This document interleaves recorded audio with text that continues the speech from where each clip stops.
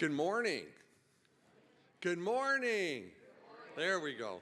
Welcome.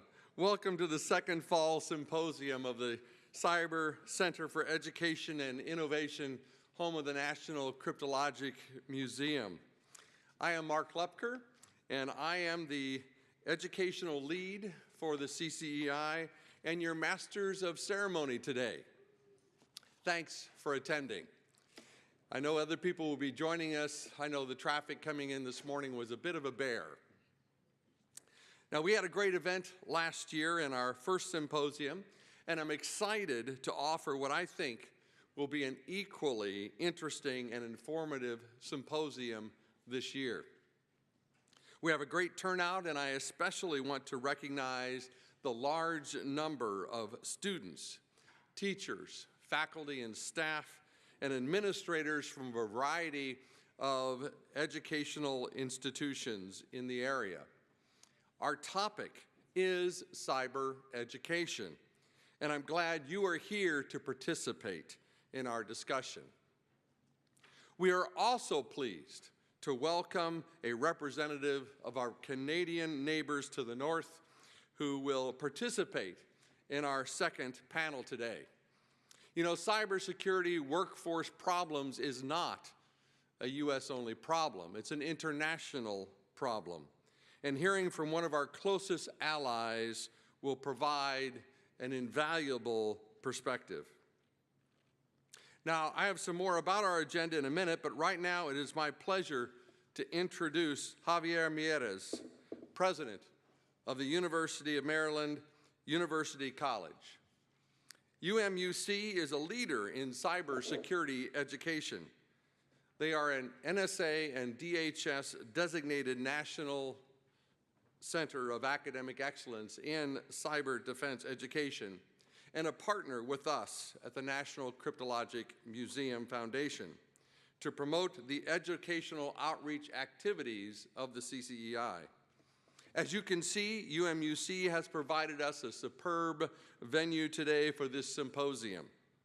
President Miyares, thank you for your leadership in cybersecurity education, and thanks for hosting this great event. I welcome you to the podium.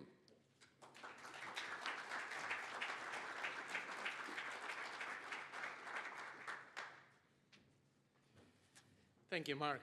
Thank you for that very kind introduction. Good morning to all. Good morning and welcome to the Fall Symposium of the Cyber Center for Education and Innovation, as you know, entitled Attacking the Roots of Cyber Insecurity and the Role of Education. On behalf of everyone at UMUC, let me say how pleased we are to partner with CCEI and the National Cryptologic Museum Foundation to help organize and produce this event. We are also grateful for the support of the National Security Agency, the Maryland State Department of Education, and the National Initiative for Cybersecurity Education at NIST. Just last week, the President's National Telecommunications Advisory Committee released its draft report to the President on a cybersecurity moonshot. The contents, not surprisingly, are sobering.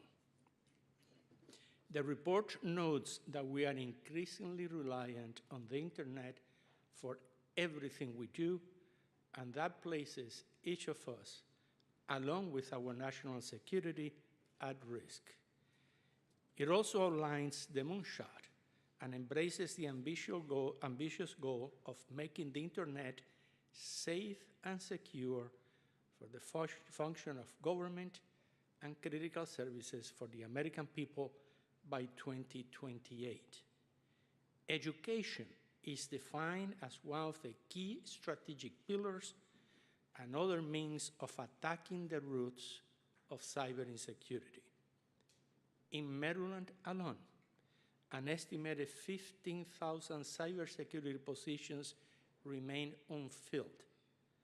And at UMUC, we have made it part of our institutional mission to respond to the demand for cybersecurity professionals. Our cybersecurity programs were shaped in large part by an advisory board of nationally recognized leaders, a number of whom join us here today. We take pride in the fact that since 2010, these cyber programs have added more than 11,500 graduates to the workforce, while another 17,300 are currently enrolled. We guard the relevance of these programs by maintaining, as Mark mentioned, our designation as DHS NSA National Center for Academic Excellence and a DC3 National Center for Digital Forensic Excellence, and we have built cybersecurity into our technology fluency general education requirement. We are not alone, of course. Our sister institutions within the university system of Maryland, our fine community colleges, and other institutions across our state and nation are making similar efforts. Equally important, the Governor of Maryland, the General Assembly, and the Maryland State Department of Education are all taking tangible steps to embed computer science and security concepts in curricula starting in the early elementary grades. In short, this symposium couldn't come at a better time, and your discussion today promises to raise awareness, highlights new opportunities, and foster relationships that will further our progress. I thank each of you for your interest in and commitment to this vital, important field, and I hope you have an enlightening and productive day. Thank you so much.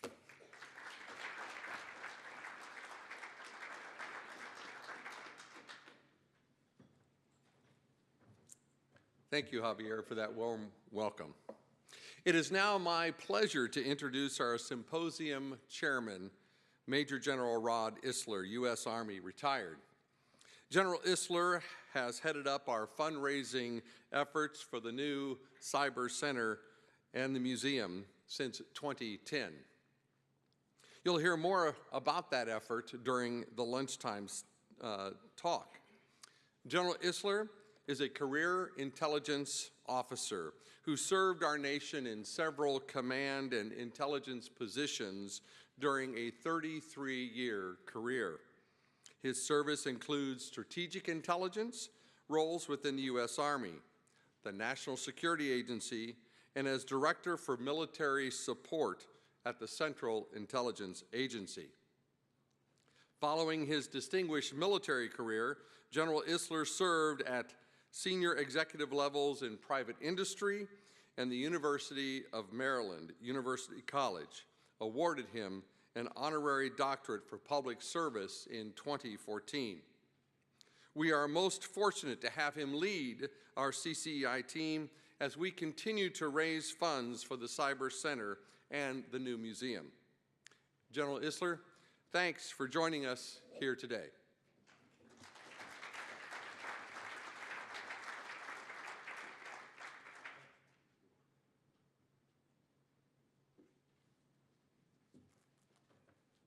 Well, thanks, Mark, and thanks for this group of people having me talk to you today about a very, very important subject and a very, very important endeavor that we're all trying to do here to further cybersecurity and that space and build us a whole new cyber center for education and innovation at Fort Meade. You know, in 1984 and 85, and I hate to throw those numbers out, it really dates me just a little bit, but I was a major assigned to NSA as the Army's fellow. It was a fellowship program. I think it's still in existence today, and each one of the services offer up a young major that's in signals intelligence, and I was at that time, and fortunately I got picked to come up to Fort Meade.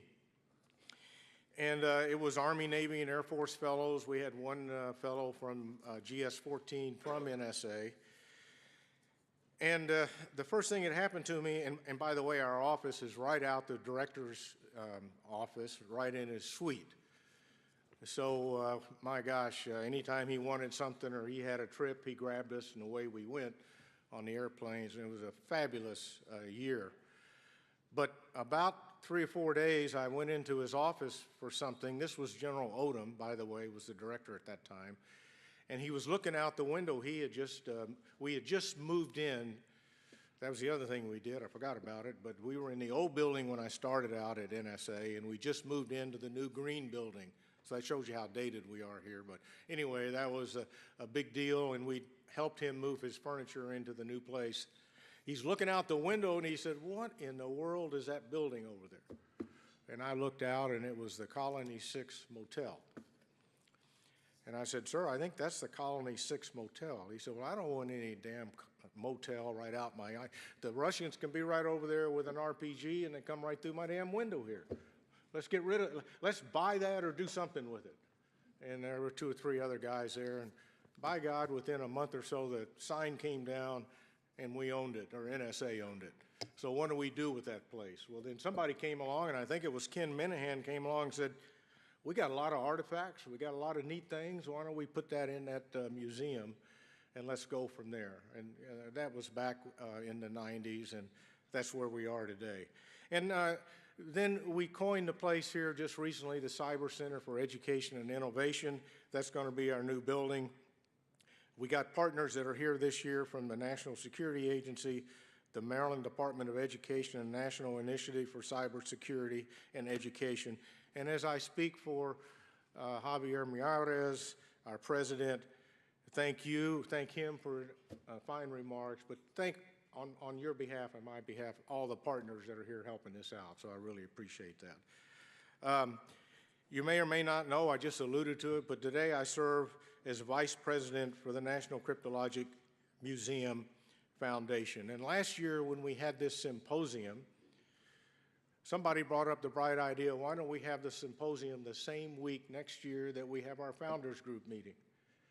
And everybody said, that's not a bad idea, so we adopted that. Well, this week on Monday, we had the founders group meeting, which really sets the stage on things we want to do, and then here today we're having this symposium. And in that founders group, by the way, we had our 40th founder come on board this week. At the founders group meeting, we picked up another $1.5 million, and they wrote the checks that day after speakers spoke, and that's well on its way. By the way, you'll hear more about that at the noontime.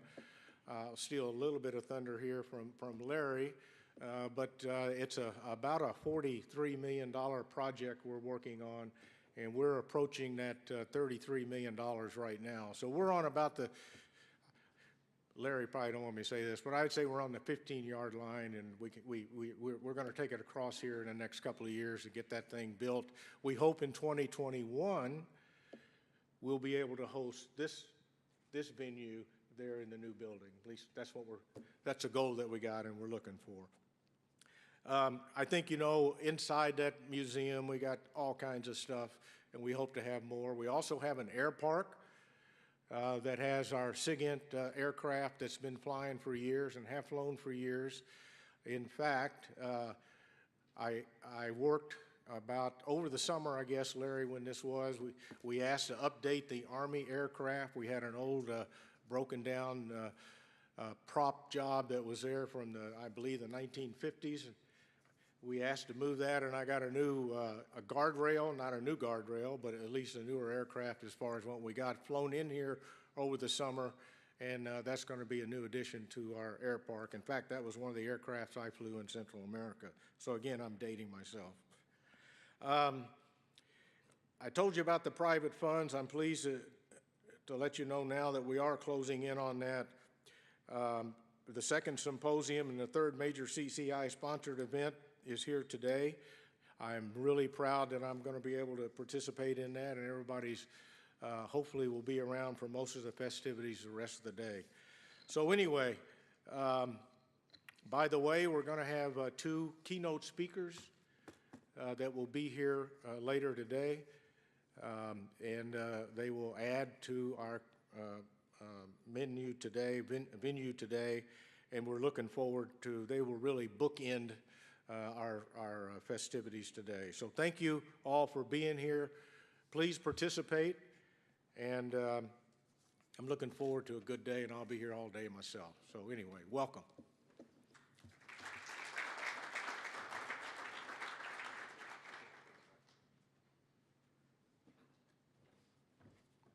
Thank you, General Isler. You know, it takes a lot of work to put on these types of events, and I want to acknowledge the planning committee whose names are in your program, and especially the University of Maryland University College event staff, who, as always, has done a wonderful job to make this an extremely professional and well-run event. We're proud to have as our partners in this event the National Security Agency and the National Initiative for Cybersecurity Education, or NICE, and especially the Maryland State Department of Education, whose superintendent, Dr. Karen Solomon, is moderating one of our panels today. I would also like to recognize and thank Northrop Grumman Corporation for their financial support of the CCEI's cyber education program, our development, and especially how it relates to the K-12 age cohort, which is the focus of today's symposium. We could not do this work without your help. Thank you. As General Isler mentioned, this is our second symposium, following on last year's very successful one of both historical and contemporary events, which have shaped our nation's cyber defense organizations. This year, we decided to dig into a topic which is close to us and to actually called out in our CCEI name, and that's cyber education. There were two inspirations for our theme. One was a phrase coined by Dr. Ed Schweitzer, one of our founders, who said, "The roots of cyber insecurity," which is at the core of the dilemma that we face today as we weigh our cyber security versus convenience of usability, and the role of education in solving that dilemma by producing the cadre of cyber professionals needed to design and to build and to operate our cyber systems. Unfortunately, we all know that even today, that need is underrepresented. The second inspiration was a report issued last year by the President's National Security Telecommunications Advisory Committee, or the NSTAC, which recommended that we undertake a national cybersecurity moonshot to make the internet safe. Modeled after President Kennedy's original moonshot challenge, in fact, the NSTAC just published its formal recommendations for the moonshot. And it's clear that if it comes about, education will be one of its most important pillars. If you're interested, the draft NSTAC report has been posted for comment, and you can see the URL on the screen. Please write that down and look at the report. So today we have three panels, as you see in your program, looking at various aspects of the cyber education enterprise. The first from a student perspective, the second from a business perspective, and the third from a technological viewpoint.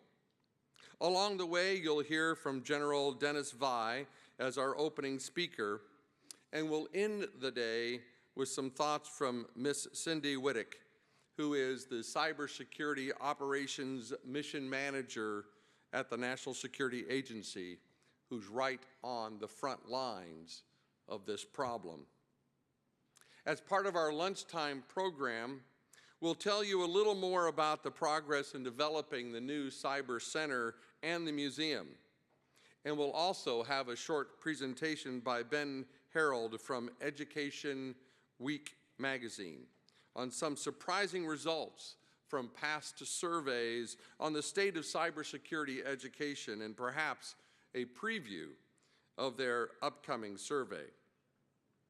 By the way, we have the names and titles of your speakers in the program, and we have the full bios on our conference website, as you see on the screen, if you want to learn a little bit more about our speakers.